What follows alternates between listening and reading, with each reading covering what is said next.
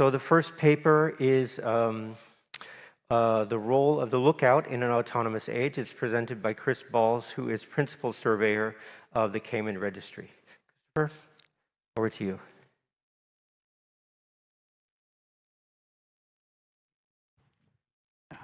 Thank you, and good morning, everyone.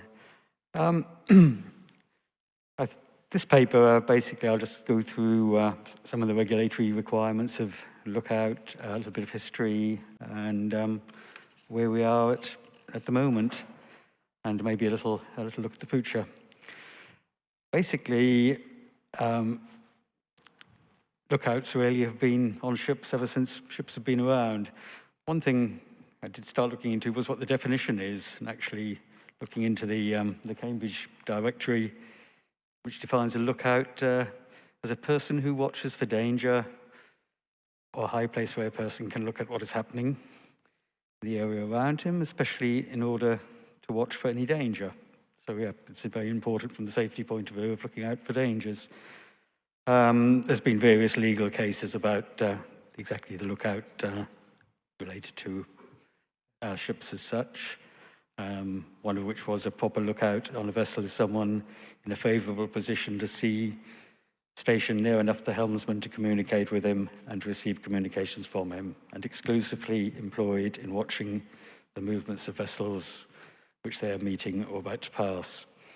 Obviously, a lot of this is with respect to not wanting into other vessels, but much the same applies to not wanting into large solid objects like land when you don't expect it. As far as regulations for lookout, there's, well, three. Really, the main requirements are within COLREGS, SOLAS, and STCW. COLREGS basically covers requirements to try and avoid ships running into each other. Rule 5 there requires every vessel shall at all times maintain a proper lookout by sight and hearing, as well as by all available means appropriate to the prevailing circumstances and conditions, so as to make a full appraisal of the situation and the risk of collision. I think it's important there, it isn't just the sight and hearing, it's other senses as well. Obviously, sight is probably the most prevalent one. Indeed, when we come to autonomous vessels, that's the one area where recently there's been an awful lot of improvement in technology, really. And that was one of the other focuses of this paper, was looking into where we're getting exemptions from regulations. Because in general, if you've got a regulation and then people are introducing a lot of exemptions to it, maybe that regulation needs changing.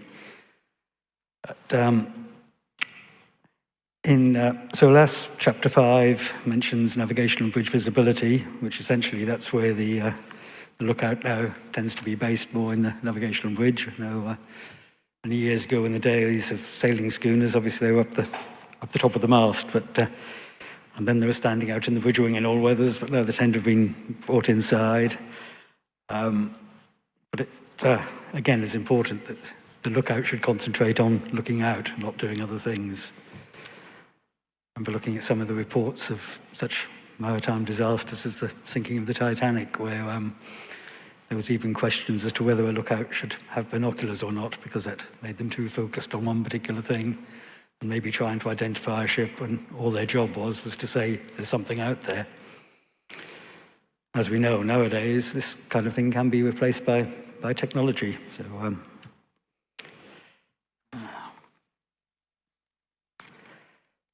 Well, various other bits in SOLAS about the kinds of other equipment for keeping a safe navigational watch, which varies according to ship size and to a lesser extent ship type.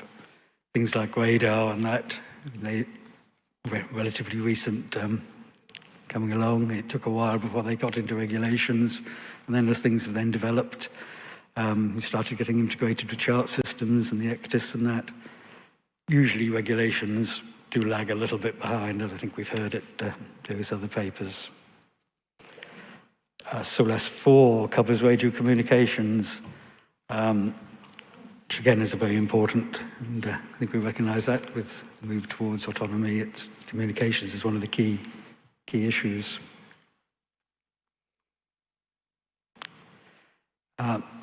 STCW, that basically covers the standards of the people keeping a watch and therefore a lookout need to maintain. And again, it does state a proper lookout should be maintained at all times. It also does go on to clarify that the helmsperson and the lookout is two different functions. Okay, in daylight you do allow one-man bridge operation, but in general, at night time you always have to have a separate lookout to the officer of the watch.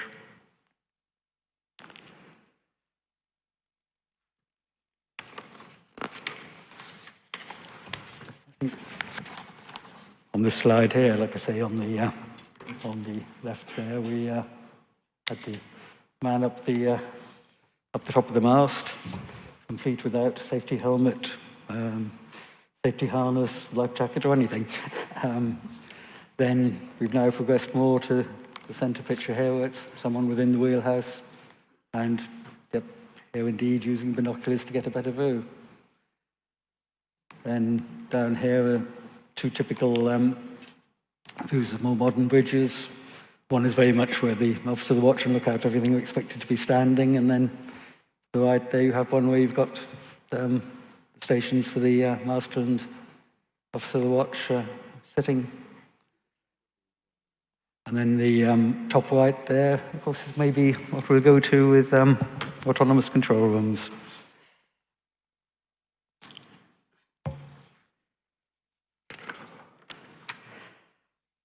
I did mention a thing about exemptions, which is something I looked at. The IMO have their GSIS database where all exemptions should go down. And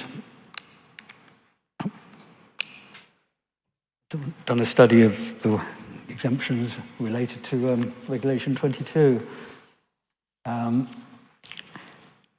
Essentially, what we've had probably until about 5-8 years ago, there's very little mention of having a camera to provide part of the lookout function.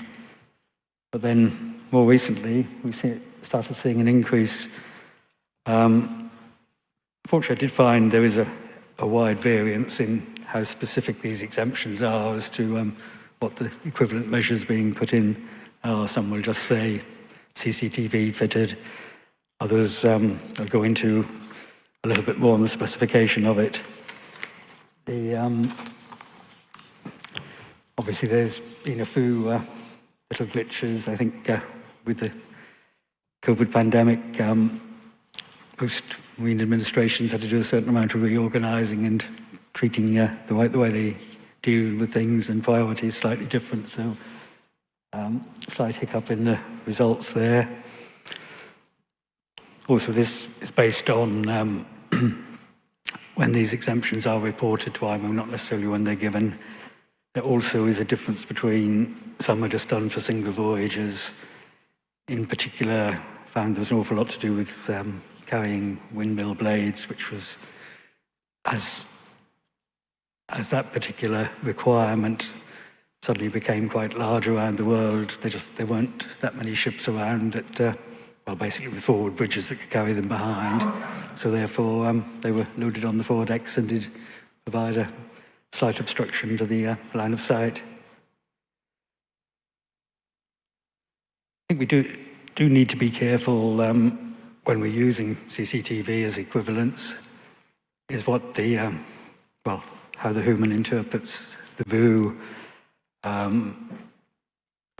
We have had collisions even without the likes of CCTV where relative motion illusion means what the people navigating the ship thinks happening is not actually what's happening. There have also been incidents of casualties. I gave one here, the Allison and Typhoon Clipper on the River Thames, where a vessel had been adapted a bit, CCTV that had been put on board for security reasons. They said, oh, well, actually this will help for keeping a lookout maybe and assist the person navigating the vessel with situational awareness. Unfortunately, there was still quite a large blind spot, and that had not necessarily been considered by the people keeping a lookout, and they duly did run into each other. Which I think is a very important point, is we should always try and learn from accidents, and maybe sometimes look at things that are not directly connected. The previous case I mentioned there, of the relative motion illusion, that was very much where a bridge had been designed for aerodynamic efficiency and everything, and to a certain extent lost sight of the basic requirements. Anyhow, as we've seen in the previous papers, we may well end up with shore control centres, or possibly the navigation and lookout function on a vessel moving to elsewhere on the vessel as new technology gets better. And also the technology is there for recognising other ships and things. But maybe we mustn't forget some of the basics of displaying navigation lights and that when we come to identifying ships and which way they're going. Sometimes the old systems are good and fairly fail-safe. Okay, thank you very much.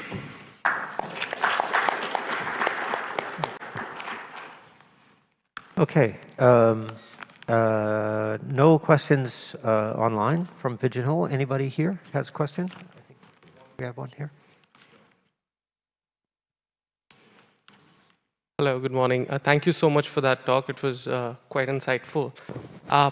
So I want to just understand whether your perception is that when virtual reality, for say, the bridge captain or the lookout, the human lookout using a virtual reality headset gets more information or augmented information in the headset, do you think there's any reason to be skeptical about that kind of development on the bridge, or would that fall into one of the exemptions and thereafter become a norm, like it said in one of your last slides? Thanks. I think, like you say, that might be one of the things. I think people will be very sceptical at first, but as we've seen, well, like I say, take the example of binoculars initially. Oh no, they're banned, they're locked up, whatever. Then people start using them more, and then we get night vision binoculars, things like that, and it develops along. I think the technology we're seeing here now with CCTV and that kind of thing, it will become accepted. We do have to be careful to make sure that there's the appropriate level of regulation. And also, I think possibly we do need to be aware, obviously, of the human interaction with whatever system we've got and the possibility of overloading too much information. Thank you. Thanks for the question. Any more questions? I think we have one here. Can you state your name as well and your organization? My name is Christian Carvers from Wärtsilä. Thank you for that talk.